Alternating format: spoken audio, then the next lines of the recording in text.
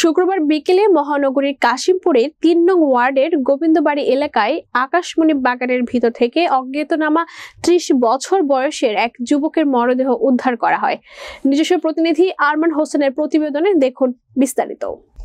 Police ও এলাকাবাসী সূত্রে জানা যায়, ২০ ডিসেম্বর বিকেলে কিছু লোকজন কাজ শেষে বাড়ি ফেরার পথে গোবিন্দবাড়ি এলাকায় বাগানের ভিতর দিয়ে যাওয়ার সময় তারা এক যুবকের মরদেহ দেখতে পায়।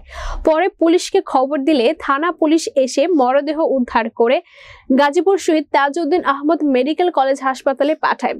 অজ্ঞাত ওই যুবকের পরনে শার্ট ও প্যান্ট ছিল বলে এলাকাবাসী জানিয়েছেন, তবে এলাকাবাসী তাকে চিনে না বলেও জানান।